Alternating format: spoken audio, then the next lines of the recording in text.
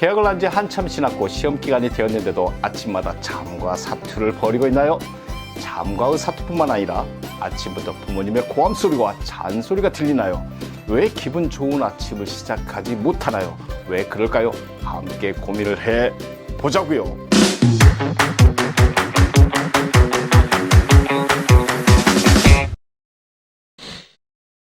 전 세계의 경제를 움직이는 CEO 대부분은 아침형 인간이라고 해요.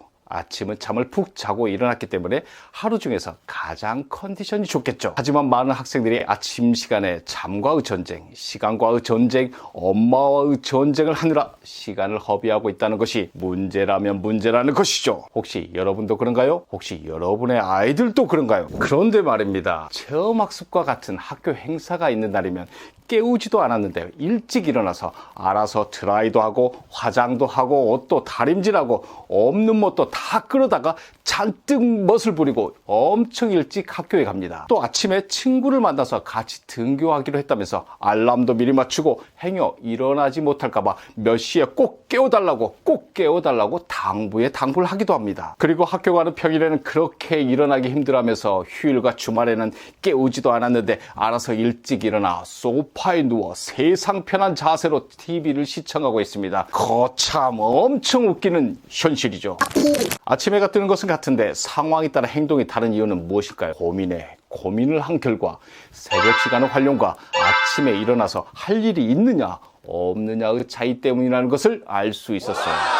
아침에 침대에서 일어나기 싫은 이유는 잠이 부족하거나 빨리 일어나야 하는 이유가 하나도 없거나 하루를 어떻게 보내야 되겠다는 생각 자체가 없기 때문이라는 것이죠. 잠들기 전 다음날 아침에 해야 할 일을 미리 생각해보고 잠자리에 들면 아침에 누가 깨우지 않아도 스스로 일어나게 될 것인데 이러한 생각과 준비를 하지 않으니 아침부터 큰 목소리가 집안에 퍼지고 나쁜 기분으로 하루를 시작하는 것이죠. 자, 그럼 어떻게 하면 집안에 큰 목소리가 울려 퍼지지 않고 웃음이 가득한 아침, 행복한 아침, 활기찬 아침을 시작할 수 있는지 함께 알아볼까요? 첫째, 가장 먼저는 새벽 2시, 3시, 4시까지 공부 시간을 연장하려는 생각을 절대 하지 마세요. 잠을 줄여서 공부를 하겠다는 생각을 우선 하지 말고 깨어있는 시간을 최대한 활용해보세요. 우리가 하루 중 얼마나 많은 시간을 버리고 있는지 우선 알아보는 것이 좋겠죠. 아침 등교에서 자습시간 30분, 점심시간 30분, 그리고 쉬는 시간을 다 합치면 60분 정도, 등 하교 시간, 그리고 집에서 쉬는 시간 등을 합치면 이것 또한 60분 정도. 이렇게 잠깐 계산을 해봐도 3시간 정도는 버려지는 거잖아요. 이 시간은 다 놀고 이 시간은 다 농담 따먹기나 하면서 새벽 늦게까지 잠을 줄여가면서 공부한다? 저는 절대 잘못된 생각인 것 같아요. 저라면 새벽 3시까지 아니 새벽 4시까지 졸음을 참으면서 힘들게 공부하는 것보다는 깨어있는 시간을 적극 활용해서 공부를 하고 12시나 1시부터 잠을 푹 자는 것이 공부의 효율을 올리는데 더 좋을 것 같다는 생각이 들어요. 그러니 잠을 줄이겠다는 생각을 하기보다는 깨어있는 시간, 즉 짜투리 시간을 적극 활용해보고 절대적인 시간이 부족했을 때 잠을 줄이는 것이 현명한 학생이라고 생각해요. 이제부터 깨어있는 시간을 적극 활용해보세요. 둘째, 핸드폰 패드가 문제라는 것이죠. 생활의 편리함을 주기 위한 IT 도구인데 이게 문제라는 거예요. 공부도 안 하면서 새벽 늦게까지 유튜브 보고 법TV는 보지도 않으면서 친구들과 톡하고 게임하고 새벽 늦게 또는 해가 뜰 무렵 잠을 잔다는 것이죠.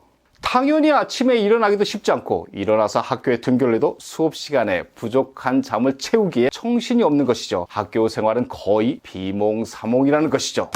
또 이런 학생도 있어요. 수업 시간에 계속 잠만 자고 쉬는 시간은 화장 고치고 다시 자고 또 고치고 참 웃기지도 않은 학생도 많아요. 그래도 이 학생은 등교를 했어요. 그런데 더 한심한 것은 등교도 하지 않는다는 것이죠. 새벽 늦게까지 핸드폰으로 이것저것 하다 새벽 늦게 잠들어 아침 등교 시간이 돼서 깨우면 머리가 아프다고 하는 애들이 있어요. 잠이 부족한데 당연히 머리가 아프겠죠. 그리고 나서 이런 말을 합니다. 세상 중력을 혼자 다 받은 찌그러진 얼굴로 엄마 머리가 너무 아파요. 학교 가기 힘들 것 같아요. 머리가 아프다는 핑계로 결석을 하는 것이죠. 그리고 하루 종일 잠을 자는 것이죠.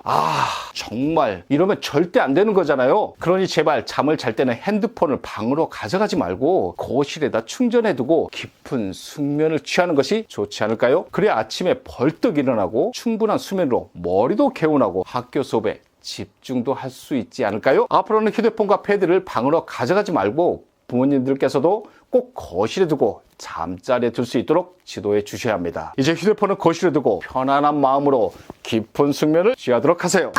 셋째, 잠들기 전 다음날 아침에 해야 할 일들을 떠올려 보세요. 아주 사소한 것이라도 괜찮아요. 뭐 가방 정리, 푸시업 15개, 책상 정리 등등등. 그리고 내일 아침에는 반드시 실천하겠다는 다짐을 하도록 하세요. 또 플래너를 작성한다면 다음날 아침에 해야 할 일들을 적어보세요. 그런 다음 아침 알람 소리가 울리면 심호흡과 기지개를 한 후 벌떡 일어나면 도움이 될 것입니다. 넷째, 눈을 뜨면 다른 생각하지 말고 벌떡 일어나는 거예요. 잠시의 망설임도 있어서는 안 돼요. 아주 단호해야 일어날 수 있어요. 일어난 후 가장 좋은 방법은 곧바로 머리를 감거나 샤워를 하는 것이며 국민체조나 자신이 좋아하는 빠른 템포 음악을 틀어놓고 몸을 흔들거나 춤을 춰도 괜찮아요. 저처럼요.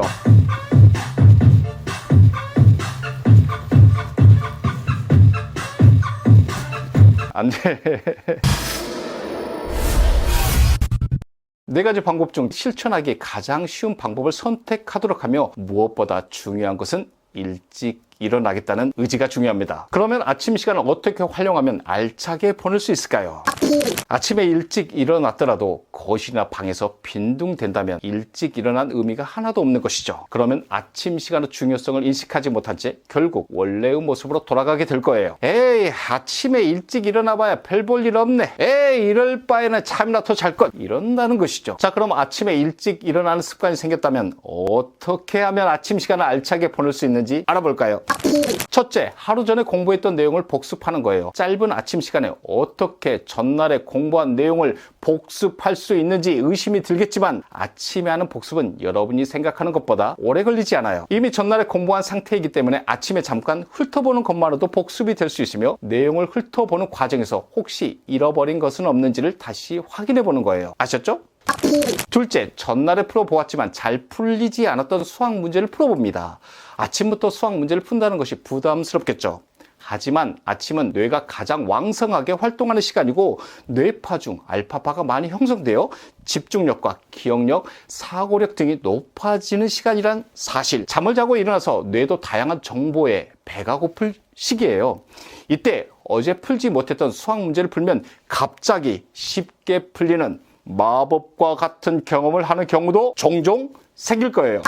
셋째, 아침밥은 꼭 먹도록 하세요. 성장에 있어서도 아침밥은 중요하지만 저작 운동을 통해 잠도 깨고 뇌의 스트레스도 해소시켜줍니다. 등교할 때는 배가 고프지 않지만 2교시가 마칠 때쯤은 배가 고파서 짜증이 나면서 수업 집중이 잘 안 되는 경우도 있어요. 그리고 점심시간은 배가 고파서 그런지 급하게 폭식을 하게 되는데 이는 오후 수업 내내 졸게 된다는 거예요. 아침밥을 먹지 않으면 오전에는 짜증이 나고 오후에는 졸게 되는 하루를 보내게 되니 꼭 아침밥을 챙겨 먹도록 했으면 좋겠어요. 오늘은 활기찬 아침을 준비하는 방법과 알차게 보는 방법에 대해서 알아보았습니다. 꼭 실천하셔서 계속 아침 시간을 알차게 보내서 전 세계에 큰 목소리를 낼 수 있는 학생으로 성장하기를 바랄게요. 굿모닝!